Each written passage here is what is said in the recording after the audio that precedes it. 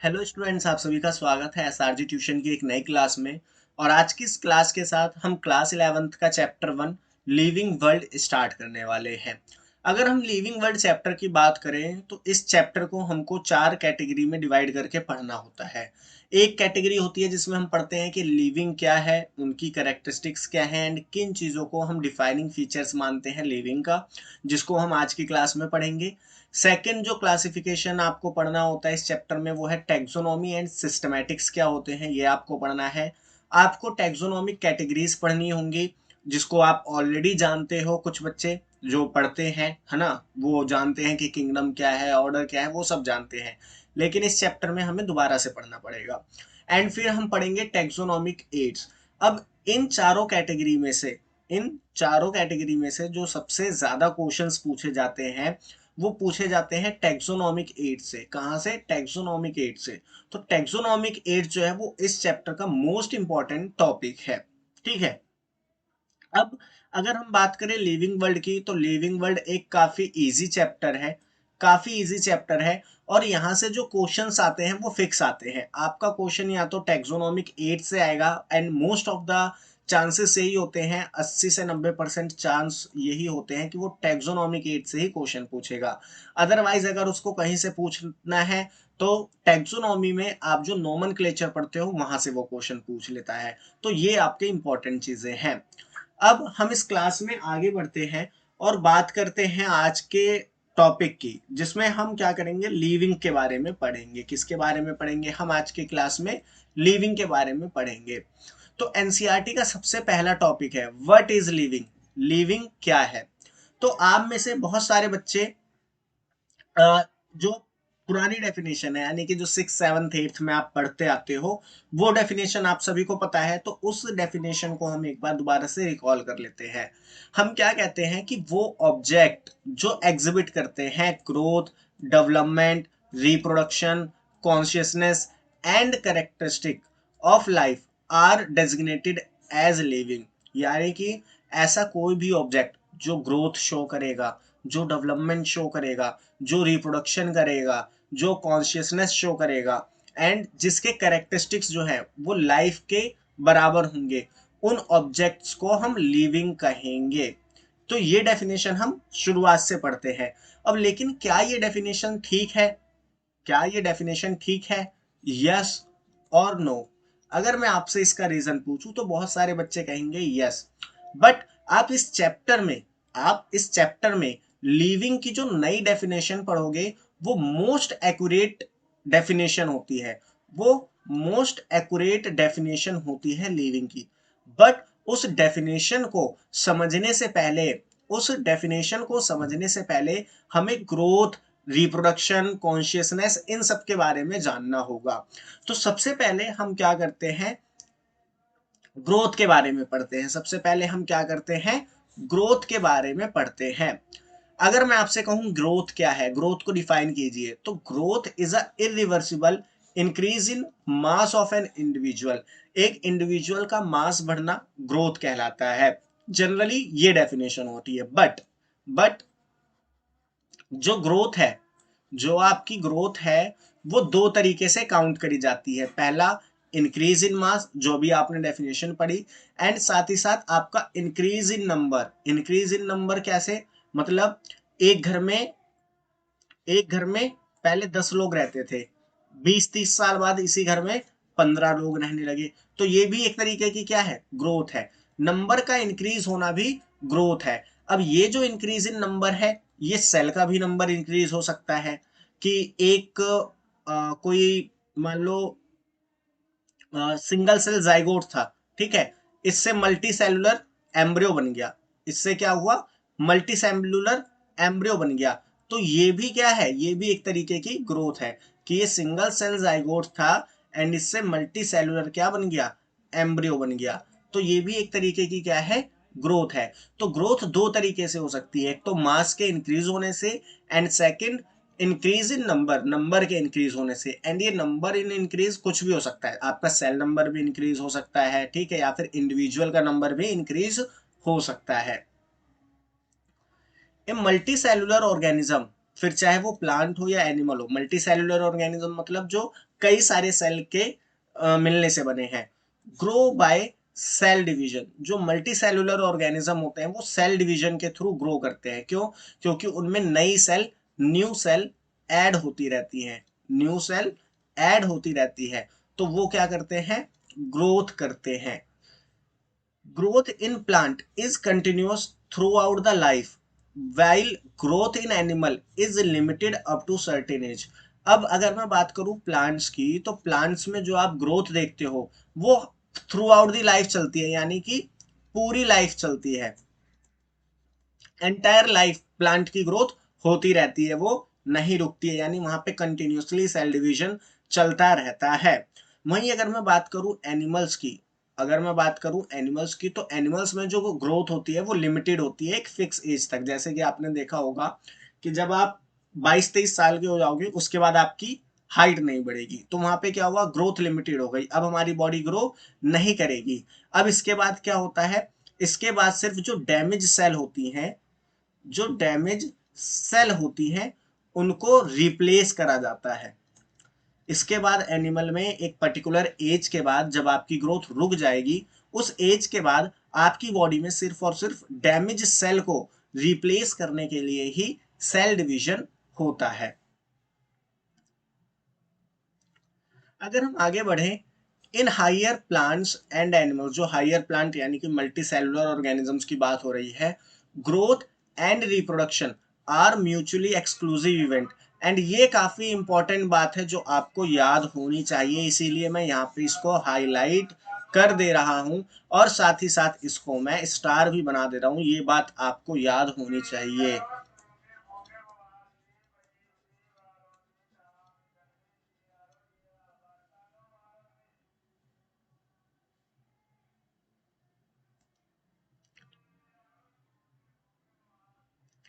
देखिए, इस चीज को मैंने हाईलाइट एंड स्टार कर दिया है।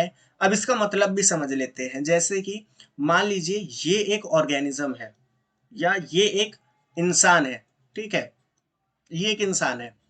अब इसमें सेल डिवीजन कब कब होगी? इसमें सेल डिवीजन कब कब होगी? पहला, जब इसकी ग्रोथ हो रही होगी। अब ग्रोथ से मतलब क्या है?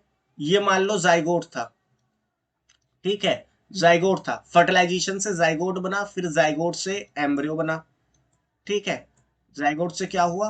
एम्ब्रियो बना, फिर एम्ब्रियो से ये फेटस बना, एक छोटा सा बच्चा बना, ये एक छोटा सा बच्चा बना, एंड फिर इस बच्चे की ग्रोथ हुई।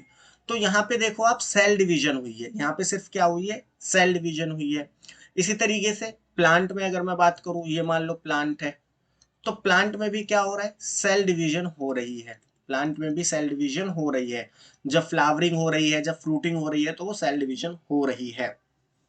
अब मेरे को यहाँ पे एक बात बताओ, क्या हर सेल डिवीजन के साथ, क्या हर सेल डिवीजन के साथ नंबर ऑफ इंडिविजुअल इंक्रीज हो रहा है? नंबर ऑफ इंडिविजुअल इंक्रीज हो रहा है? नहीं हो रहा। हर सेल डिवीजन के साथ मल्टी सेलुलर ऑर्गेनिज्म की अगर मैं बात करूं, तो मल्टी सेलुलर ऑर्गेनिज्म में हर सेल डिवीजन के साथ देखो कितनी बार सेल डिवीजन हुआ। जब ग्रोथ हो रही थी, जाइगोट से एम्ब्रियो बना, फिर एम्ब्रियो से बेबी बना, एंड उसके बाद भी सेल डिवीजन हो रही है। क्या हर सेल डिवीजन से नंबर ऑफ इंडिविजुअल इंक्रीज हो रहा है, या मैं आपसे कहूं नंबर ऑफ प्रोजेनी, यानी कि जो बच्चों का नंबर है वो इंक्रीज हो रहा है हर सेल डिवीजन के साथ? तो आप कहोगे नहीं, हर सेल डिवीजन के साथ नंबर ऑफ प्रोजेनी तो इंक्रीज नहीं कर रही। तो वही चीज यहाँ पे लिखी गई है कि हायर प्लांट्स एंड एनिमल्स की अगर मैं बात करूं, हायर प्लांट्स एंड एनिमल्स की अगर मैं बात करूं, तो रिप्रोडक्शन एंड ग्रोथ ये म्यूचुअली एक्सक्लूसिव इवेंट होते हैं। म्यूचुअली एक्सक्लूसिव इवेंट का मतलब होता है कि ये एक दूसरे पे डिपेंड नहीं करते, नॉट डिपेंडेंट। मतलब कि ग्रोथ के साथ साथ, ग्रोथ के साथ साथ मतलब जो आपका सेल डिवीजन हो रहा है, जो ग्रोथ हो रहा है, नंबर ऑफ सेल इंक्रीज हो रहा है, जरूरी नहीं है कि हर सेल डिवीजन के साथ आपका एक नया प्रोजेनी बने, एक नया इंडिविजुअल बने। इसीलिए हम यहाँ पे बोलते हैं कि जो हायर प्लांट्स एंड एनिमल्स होते हैं उनमें ग्रोथ एंड रिप्रोडक्शन एक म्यूचुअली एक्सक्लूसिव इवेंट है। मतलब ग्रोथ एंड रिप्रोडक्शन एक दूसरे पे डिपेंड नहीं कर रही, ठीक है।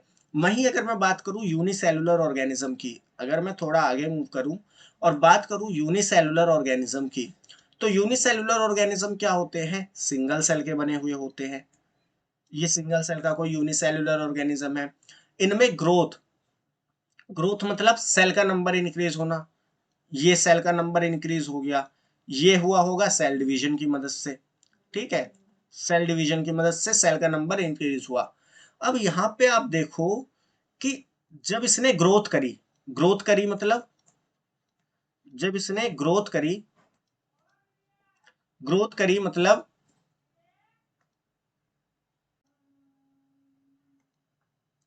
सॉरी थोड़ा मम्मी आवाज दे रही थी, तो चलिए हम कंटिन्यू करते हैं। मैं आपको ये बता रहा था कि यहाँ पे ग्रोथ से मेरा मतलब है increase in number, increase in number. And ये नंबर इंक्रीज कैसे हो रहा है, सेल डिवीजन की मदद से, सेल डिवीजन की मदद से। अब देखो, क्योंकि ये यूनिसेलुलर ऑर्गेनिज्म है, तो इस यूनिसेलुलर ऑर्गेनिज्म ने जब सेल डिवीजन करा तो दो सेल बने। दो सेल का मतलब क्या है, यहाँ पे दो इंडिविजुअल बन गए, यहाँ पे दो इंडिविजुअल बन गए। अब क्योंकि इस सेल से ये दो सेल बने हैं, मतलब ये दोनों सेल क्या है, प्रोजेनीज है। ये दोनों सेल क्या है, प्रोजेनीज हैं। तो यहाँ पे आप देखो यूनिसेलुलर ऑर्गेनिज्म में जो ग्रोथ हो रही है, यानी सेल का नंबर इंक्रीज हो रहा है, एंड जो रिप्रोडक्शन हो रहा है, मतलब प्रोजेनी बन रही है, ये दोनों एक साथ हो रहे हैं, ये दोनों एक साथ हो रहे हैं। इसीलिए यूनिसेलुलर ऑर्गेनिज्म में जो ग्रोथ है और जो रिप्रोडक्शन है, ये म्यूचुअली इंक्लूसिव इवेंट है। ये क्या है, म्यूचुअली इंक्लूसिव इवेंट है। तो ये चीज भी आप याद रखोगे एंड इसको भी हम स्टार एंड अंडरलाइन कर देते हैं कि क्या यूनिसेलुलर ऑर्गेनिज्म में जो ग्रोथ है और जो रिप्रोडक्शन है, ये म्यूचुअली इंक्लूसिव इवेंट है, यानी एक साथ होने वाले इवेंट है यूनिसेलुलर ऑर्गेनिज्म में। एंड यहाँ पे हम जो ग्रोथ की बात कर रहे हैं, यहाँ पे हम जो ग्रोथ की बात कर रहे हैं, वो इंक्रीज इन नंबर के रिस्पेक्ट में बात कर रहे हैं, इंक्रीज इन मास के रिस्पेक्ट में बात नहीं कर रहे, इंक्रीज इन नंबर के रिस्पेक्ट में ग्रोथ हम बात कर रहे हैं। ठीक है, चलिए, तो आपको क्लियर हो गया होगा कि unicellular organism and multicellular organism में ग्रोथ एंड रिप्रोडक्शन किस तरीके से रिलेटेड है। वहीं अगर अब हम बात करें इंक्रीज इन मास की, अब अगर मैं इंक्रीज इन मास के पर्सपेक्टिव से, इंक्रीज इन मास के पर्सपेक्टिव से ग्रोथ को देखूं, तो नॉन लिविंग थिंग्स भी ग्रो करती हैं। समझना इस बात को, अगर मैं इंक्रीज इन मास के प्रोस्पेक्टिव से, पर्सपेक्टिव से, जो भी आप उसे प्रोनाउंसिएशन करते हो, उसके पर्सपेक्टिव से देखूं, तो नॉन लिविंग थिंग्स भी ग्रो करती हैं। कैसे, non living thing also grow if we take increase in mass as a criteria for growth. यही बात जो मैंने कही कि अगर मैं इंक्रीज इन मास, अगर मैं इंक्रीज इन मास क्राइटेरिया लेता हूं ग्रोथ का, मतलब मैं ये कह रहा हूं कि इंक्रीज इन मास होना ग्रोथ है, मैं क्या कह रहा हूं कि इंक्रीज इन मास होना ग्रोथ है, तो फिर तो नॉन लिविंग थिंग्स भी ग्रो करती हैं। अब आप बोलोगे कैसे, मैं कहूंगा आप जो माउंटेन्स देखते हो, जो सैंड माउंट्स देखते हो, यानी जो पत्थर देखते हो मिट्टी के, उन वो भी ग्रो करते हैं। कैसे, उन पे डिपोजिशन होता है, उन पे चीजों का डिपोजिशन होता है। जैसे ये छोटा सा पत्थर था, अब क्या होगा, जब ये पड़ा रहेगा तो इस पे धीरे धीरे सॉइल का डिपोजिशन होगा, तो भाई इसकी ग्रोथ ही तो हो रही है। जब डिपोजिशन होगा तो इसकी ग्रोथ ही तो हो रही है, क्यों, क्योंकि इसका मास बढ़ रहा है। तो अगर आप इंक्रीज इन मास ग्रोथ का क्राइटेरिया लेते हो, तो नॉन लिविंग थिंग्स भी ग्रो करती हैं। एंड कैसे ग्रो करती हैं, बाय डिपोजिशन और accumulation of substance, by deposition और एक्यूमुलेशन ऑफ सब्सटेंस। एंड इस तरीके की जो ग्रोथ होती है, या कह सकते हो जो एक्सटर्नल ग्रोथ होती है, एक्सटर्नल ग्रोथ से आप क्या समझ रहे हो, एक्सटर्नल ग्रोथ से मेरा मतलब है बाहर से चीजें ऐड हो रही हैं, बाहर से चीजें ऐड हो रही हैं। डिपोजिशन का मतलब क्या है, बाहर से चीजें ऐड हो रही हैं। तो इसको हम बोलते हैं ए क्रिएशन। क्या बोलते हैं, ए क्रिएशन। ये टर्म याद रखना, नीट एग्जामिनेशन या बोर्ड एग्जामिनेशन में पूछ सकता है कि एक्सटर्नल ग्रोथ के लिए या डिपोजिशन या एक्यूमुलेशन ऑफ सब्सटेंस से रिलेटेड जो ग्रोथ होती है उसको हम क्या बोलते हैं, तो उसको हम ए क्रिएशन बोलते हैं। या फिर ये भी आपसे कह सकता है कि जो नॉन लिविंग थिंग्स में ग्रोथ होती है उसको हम क्या बोलते हैं, उसको हम ए क्रिएशन बोलते हैं। वहीं अगर मैं बात करूं लिविंग ऑर्गेनिजम्स की, तो लिविंग ऑर्गेनिज्म में जो ग्रोथ होती है वो अंदर से होती है। अंदर से मतलब आपके बॉडी के अंदर सेल डिवीजन चलता है एंड उसी से आपकी ग्रोथ होती है। एंड सेल डिवीजन से नई नई सेल्स बनती हैं जो आपकी ग्रोथ में मदद करती हैं। तो इसके लिए हम टर्म यूज करते हैं इंटरसेप्शन। क्या टर्म यूज करते हैं? इंटरसेप्शन। क्या टर्म यूज करते हैं? इंटरसेप्शन। तो ये दोनों टर्म, एक्रिएशन एंड इंटरसेप्शन, आपको याद होनी चाहिए। अब देखो, क्योंकि क्योंकि जो नॉन लिविंग थिंग्स हैं वो भी ग्रो कर रही हैं, जो नॉन लिविंग थिंग्स है वो भी ग्रो कर रही हैं। अब वो ग्रो क्यों कर रही है? एक क्रिएशन की मदद से, लेकिन ग्रो तो कर ही रही हैं। इसीलिए जो ग्रोथ है उसको हम डिफाइनिंग फीचर या डिफाइनिंग प्रॉपर्टी नहीं मान सकते लिविंग बींग्स का। क्यों? क्योंकि because because non living things भी ग्रो कर सकती हैं। Non living things can also grow. इसीलिए हम ग्रोथ को डिफाइनिंग प्रॉपर्टी नहीं मान सकते लिविंग बींग्स का। तो ये याद रखिएगा आप, इसको मैं हाईलाइट कर देता हूं। तो आई होप आपको समझ में आ गया होगा कि ग्रोथ को हम डिफाइनिंग प्रॉपर्टी क्यों नहीं मान सकते। ठीक है, क्यों नहीं मान सकते? क्योंकि लिविंग बींग्स में भी ग्रोथ देखी जाती है। चलिए, अब हम आगे बढ़ते हैं और बात करते हैं रिप्रोडक्शन की। किसकी बात करते हैं? हम आगे बढ़ के बात करते हैं रिप्रोडक्शन की। अगर मैं बात करूं रिप्रोडक्शन की, so it is a production of progeny possessing feature more or less similar to those of parents. अगर आप रिप्रोडक्शन की बात करो, रिप्रोडक्शन क्या है? रिप्रोडक्शन प्रोजेनीज का बनाना है। प्रोजेनीज को बनाना मतलब बच्चे पैदा करना, जिसमें जो बच्चे होंगे वो पेरेंट्स से लेस सिमिलर होंगे या फिर उन्हीं के जैसे होंगे। ठीक है। अगर हम बात करें ईस्ट की या हाइड्रा की, तो इनमें हम बडिंग देखते हैं कि बडिंग के थ्रू प्रोजेनीज प्रेजेंट मतलब बनाई जा रही हैं, जो कि एक एसेक्सुअल मेथड है रिप्रोडक्शन का। वहीं अगर हम बात करें प्लेनेरिया, जो कि एक फ्लैट वॉर्म है, ठीक है, इसमें आप ट्रू रीजनरेशन देखते हो। ट्रू रीजनरेशन का मतलब क्या होता है कि जैसे मान लो ये प्लेनेरिया है, ये प्लेनेरिया है, अब इसका कोई एक छोटा सा हिस्सा इससे टूट के अलग हो गया, इसका एक छोटा सा हिस्सा टूट के अलग हो गया। अब ये जो हिस्सा है ना, ये जो हिस्सा है ये पूरा इंडिविजुअल बना देगा। अब ये जो टूटा हुआ हिस्सा है ये पूरा इंडिविजुअल बना देगा। इसी चीज को हम बोलते हैं ट्रू रीजनरेशन। अगर हम बात करें फंगस की, तो ये रिप्रोड्यूस करती है with the help of spores. And in spores के बारे में आप जब फंगस के बारे में पढ़ोगे बायोलॉजिकल क्लासिफिकेशन में, तब हम डिटेल में बात करेंगे कि किस तरीके के स्पोर होते हैं, इनके टाइप क्या होते हैं, सेक्सुअल स्पोर क्या होते हैं, एसेक्सुअल स्पोर क्या होते हैं। तो वो आगे नेक्स्ट चैप्टर की बात है। अब कुछ ऐसे भी ऑर्गेनिज्म होते हैं जो रिप्रोड्यूस नहीं करते। कौन है वो? म्यूल्स। म्यूल्स की अगर हम बात करें तो म्यूल्स को बनाया गया था डंकी एंड हॉर्स के क्रॉस से। हमने डंकी एंड हॉर्स के क्रॉस से म्यूल्स को बनाया था, जिस वजह से म्यूल्स क्या होता है? इंटर स्पेसिफिक होता है, दो स्पीसीज के मिलने से बना हुआ होता है, दो स्पीसीज के क्रॉस से बना हुआ होता है। इसीलिए जो म्यूल्स होते हैं ये स्ट्राइल होते हैं, मतलब ये रिप्रोड्यूस नहीं कर सकते, ये बच्चे पैदा नहीं कर सकते। इसी तरीके से जो स्ट्राइल वर्कर भी होती है, जो कि नेचर ने इनको खुद ही बनाया है, ठीक है, जो मधुमक्खी होती है, जो वर्कर्स होती है, जो मधुमक्खी का छत्ता बनाती हैं, वो रिप्रोड्यूस नहीं कर सकती। साथ ही साथ जो इनफर्टाइल ह्यूमन कपल होते हैं, वो ह्यूमन कपल आप देखो जिनके बच्चे नहीं हो पाते, ठीक है, उनमें भी रिप्रोड्यूस नहीं हो रहा, मतलब वो बच्चे पैदा नहीं कर पा रहे। तो ये इनमें आप समझो कि ये है तो लिविंग, ये है तो लिविंग, लेकिन ये बच्चे पैदा नहीं कर पा रहे। है तो लिविंग, म्यूल्स भी लिविंग है, ठीक है, और जो स्ट्राइल वर्कर भी हैं ये भी लिविंग है, ह्यूमन कपल जो है वो भी लिविंग है, लेकिन ये बच्चे पैदा नहीं कर पा रहे। तो क्या आप ये कहोगे कि जो बच्चे पैदा नहीं कर पा रहा वो लिविंग नहीं है? ऐसा तो नहीं है, क्योंकि जो ह्यूमन कपल हैं, जो इनफर्टाइल हैं, जो बच्चे पैदा नहीं कर पा रहे, वो भी लिविंग है। जो स्ट्राइल वर्कर्स भी हैं वो भी लिविंग है, जो म्यूल्स है वो भी लिविंग है, ठीक है।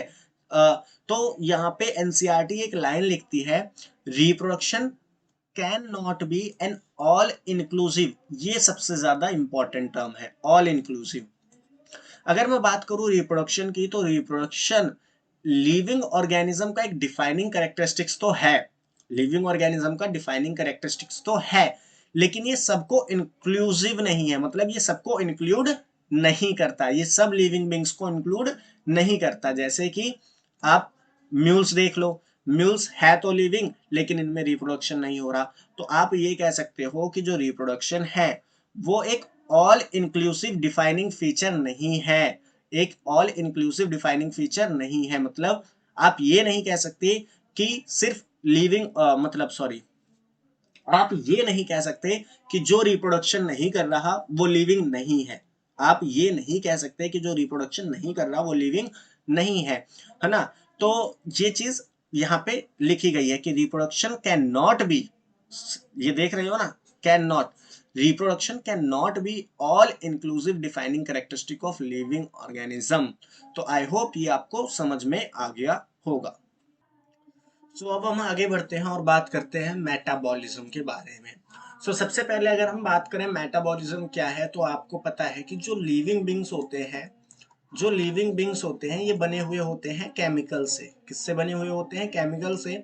और इनके अंदर कई सारी केमिकल रिएक्शन चल रही होती है, इनके अंदर कई सारी केमिकल रिएक्शन चल रही होती है, एंड इन सब केमिकल रिएक्शन को हम मेटाबॉलिज्म बोलते हैं। All living organism are made up of chemicals, जितने भी लिविंग ऑर्गेनिज्म है वो सब किसके बने हुए हैं? केमिकल्स के बने हुए हैं। जैसे कि आप आरएनए देख लो, है ना, आप डीएनए देख लो, आप प्रोटीन देख लो, ये सब क्या है? केमिकल है। ये सब क्या है? केमिकल है। आप चाहे तो प्लाज्मा मेम्ब्रेन देख लो, वो भी लिपिड की बनी हुई लेयर होती है, तो वो भी क्या है? केमिकल है। Conversion of chemical into other molecule is with the help of chemical reaction, यानी कि केमिकल रिएक्शन की मदद से एक केमिकल को दूसरे केमिकल में कन्वर्ट करा जाता है।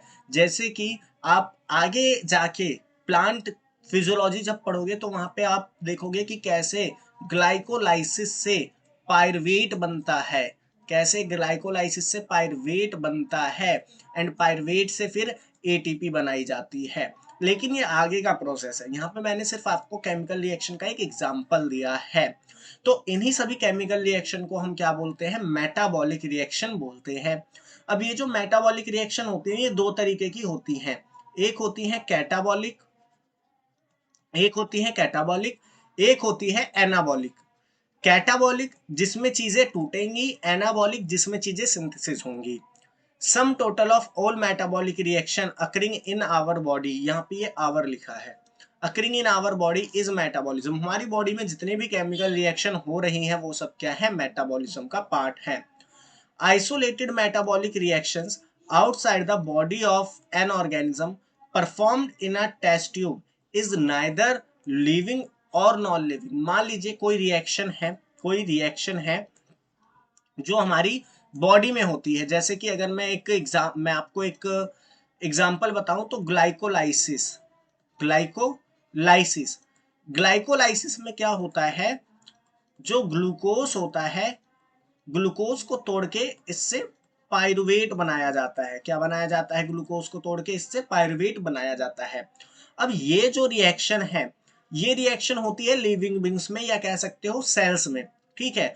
तो ये रिएक्शन क्या है? एक मेटाबॉलिक रिएक्शन है। लेकिन अगर इसी रिएक्शन को मैं एक टेस्ट ट्यूब में परफॉर्म कराऊं, एक लैब के अंदर मैं क्या करूं, इसी रिएक्शन को एक टेस्ट ट्यूब में परफॉर्म कराऊं, तो यहाँ पे जो रिएक्शन होगी टेस्ट ट्यूब के अंदर, ये जो रिएक्शन होगी ये ना तो हम लिविंग मानेंगे, ना तो हम लिविंग मानेंगे और ना ही हम इसको नॉन लिविंग मानेंगे, ना तो हम इसको लिविंग मानेंगे और ना ही हम इसको नॉन लिविंग मानेंगे, ठीक है।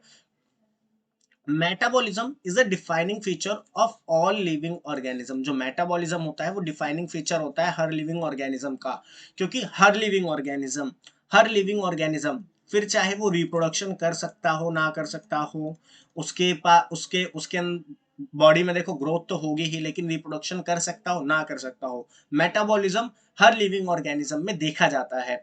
इसीलिए जो मेटाबॉलिज्म होती है वो डिफाइनिंग कैरेक्टरिस्टिक या डिफाइनिंग फीचर होती है लिविंग ऑर्गेनिज्म की। वहीं अगर हम बात करें आइसोलेटेड मेटाबॉलिक रिएक्शन, यानी कि वो मेटाबॉलिक रिएक्शन जिसको हम लैब में कर रहे हैं, इन विट्रो का मतलब होता है लैब में करना, वो ना तो लिविंग है लेकिन वो एक लिविंग रिएक्शन है। मतलब वो मेटाबॉलिक रिएक्शन लिविंग नहीं है। आप ये नहीं कह सकते कि ये लिविंग रिएक्शन है। रिएक्शन लिविंग नहीं है, रिएक्शन जिंदा नहीं है, लेकिन हाँ जिंदा ऑर्गेनिजम्स में होने वाली रिएक्शन है वो, ठीक है। यानी कि रिएक्शन लिविंग है, यानी कि जो रिएक्शन है वो लिविंग नहीं है। समझना इस बात को कि isolated metabolic reaction in vitro are not living. Reaction living नहीं है मतलब रिएक्शन जिंदा नहीं है, लेकिन लिविंग्स में होने वाली रिएक्शन है, लिविंग्स में होने वाली रिएक्शन है। रिएक्शन लिविंग नहीं है, रिएक्शन जो है वो लिविंग नहीं है। यहां पे मैं लिख भी देता हूं कि जो रिएक्शन है वो लिविंग नहीं है, लेकिन लिविंग में होने वाली है, लिविंग्स में होने वाली है। तो इस चीज को आपको समझना पड़ेगा कि जो रिएक्शन है वो लिविंग नहीं है, लेकिन लिविंग बिंग्स में होने वाली एक रिएक्शन है। तो इसीलिए इसीलिए क्योंकि जो रिएक्शन होगी वो सेल के अंदर होगी, तो आप ये कह सकते हो कि जो सेलुलर ऑर्गेनाइजेशन होगा बॉडी का, वो एक डिफाइनिंग फीचर है लिविंग फॉर्म्स में। यानी लिविंग फॉर्म्स में आप सेलुलर ऑर्गेनाइजेशन देखते हो, एक सेल ऑर्गेनाइज होती है दूसरे सेल के साथ। अब हम आगे मूव करते हैं और बात करते हैं कॉन्शियसनेस की। किसकी बात करते हैं? कॉन्शियसनेस की। अगर मैं बात करूं कॉन्शियसनेस होता क्या है? Ability to sense their surrounding और environment and respond to this environmental stimuli which could be physical, chemical और बायोलॉजिकल। मतलब कि आपके इन्वायरमेंट में क्या हो रहा है, आपके इन्वायरमेंट में क्या हो रहा है उसको सेंस करना, मतलब उसको जानना और उसके अगेंस्ट रिस्पॉन्स करना, उसके लिए रिस्पॉन्स करना, ये कॉन्शियसनेस कहलाता है। एग्जाम्पल अगर मैं दूं तो मान लो यहाँ पे अगर फायर है, यहाँ पे अगर फायर है और आप यहाँ पे एक चेयर ला के रख दो, यहाँ पे आप एक चेयर ला के रख दो, तो चेयर को कुछ फील नहीं होगा कि यहाँ पे आग लगी है कि बाढ़ आई है कि क्या हुआ है, चेयर को कुछ फील नहीं होगा। लेकिन जब आप यहाँ पे अपने किसी भी लिविंग ऑर्गेनिज्म को रखोगे, यानी कि किसी भी एनिमल को रख दो, ठीक है, या फिर आप अपने आप को रख दो, तो आपको वो चीज फील होगी, आपको वो चीज फील होगी, यानी आप जान सकोगे कि आपके एनवायरनमेंट में क्या हो रहा है। इसी चीज को हम बोलते हैं कॉन्शियसनेस। कॉन्शियसनेस के अगर हम एग्जाम्पल की बात करें तो प्लांट्स एंड एनिमल्स में आप देखते हो कि जो रिप्रोडक्शन होता है वो फोटो पीरियड से अफेक्ट होता है। जैसे कि प्लांट्स में आपने पढ़ा होगा कि डे नाइट प्लांट होते हैं, डे नाइट प्लांट होते हैं, है ना, आपके शॉर्ट नाइट प्लांट होते हैं, इस तरीके से प्लांट होते हैं। एंड एनिमल्स भी इन चीजों पे रिस्पॉन्ड करते हैं। अगर और आपको एग्जांपल पढ़ने हैं तो वो आगे चैप्टर्स में आप जब फोटो पीरियड के बारे में पढ़ोगे, या आप वहां पे क्या कहते हैं, एक डिस्कवरी पढ़ोगे जिसमें आप क्या देखोगे, ऑक्सीजन की डिस्कवरी पढ़ोगे।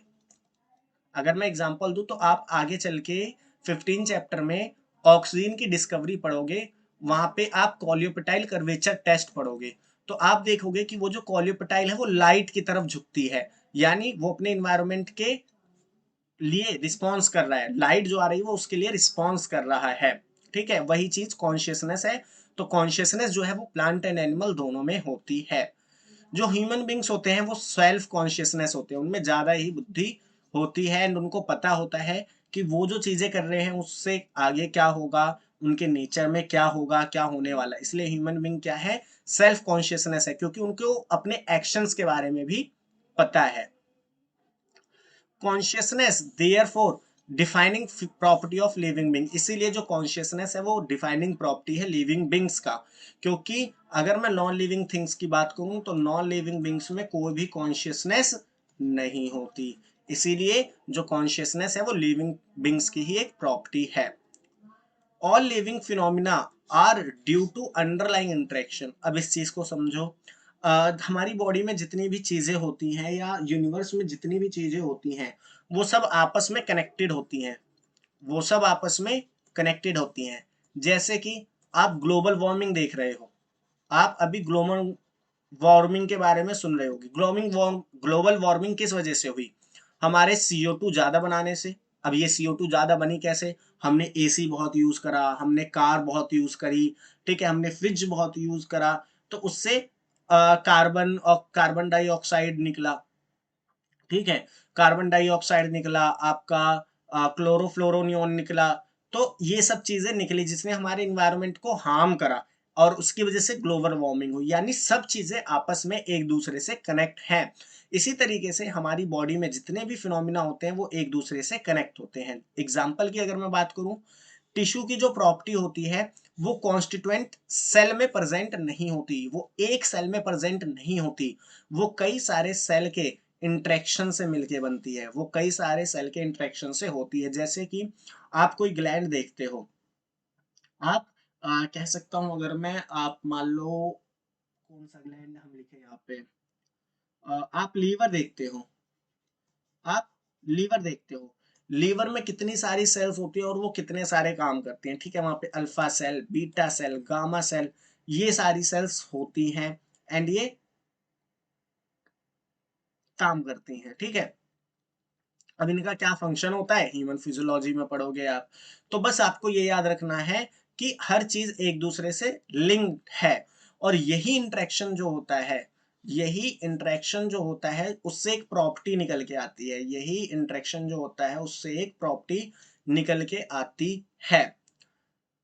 Living organism are self replicating. अब देखो यहाँ पे आपको डेफिनेशन बताई गई है लिविंग बींग्स की। सब चीजें पढ़ने के बाद लास्ट में अब हम क्या करते हैं, लिविंग बींग्स की एक एक्चुअल डेफिनेशन पढ़ते हैं कि अगर आपसे मैं कहूं कि लिविंग बींग को डिफाइन करो तो आप क्या डेफिनेशन लिखोगे। तो जो लिविंग बींग्स होते हैं, living beings are self replicating, अपने आप से रेप्लिकेट करने वाले, यानी कि रिप्रोडक्शन से अपनी ही जैसी प्रोजनी बनाने वाली, इवॉल्व होने वाले, यानी कि धीरे धीरे अपनी ग्रोथ करने वाले, सेल्फ रेगुलेटिंग, अपने आप को रेगुलेट करने वाले, इंटरेक्टिव सिस्टम, इंटरेक्टिव सिस्टम जो मैंने बताया कि इसमें चीजों का इंटरेक्शन हो, capable of responding to external stimuli, जो अपने एक्सटर्नल स्टिमुलाई को रिस्पॉन्ड कर सके, कि अगर उनके इन्वायरमेंट के बाहर आग लगी है, मतलब यहाँ पे अगर आप हो और यहाँ पे आग लगी है तो उस आग के लिए आप रिस्पॉन्ड कर सको, इसको हम बोलते हैं रिस्पॉन्ड टू एक्सटर्नल स्टिमुलाई, कि कोई भी एक्सटर्नल एक्शन है उसके अगेंस्ट आप रिस्पॉन्स कर सको। ये सारी प्रॉपर्टी जिनमें देखने को मिलेगी वही लिविंग ऑर्गेनिज्म कहलाएगा, ठीक है। सो आई होप ये जो आपका टॉपिक था लिविंग का ये आपको समझ में आया हो। एक बार मैं आपसे कहूंगा कि ये एनसीईआरटी से और रीड कर लेना तो आपको और अच्छे से क्लियर हो जाएगा। नेक्स्ट क्लास में हम टैक्सोनॉमी एंड सिस्टमैटिक्स की बात करेंगे, तो मिलते हैं नेक्स्ट वीडियो में।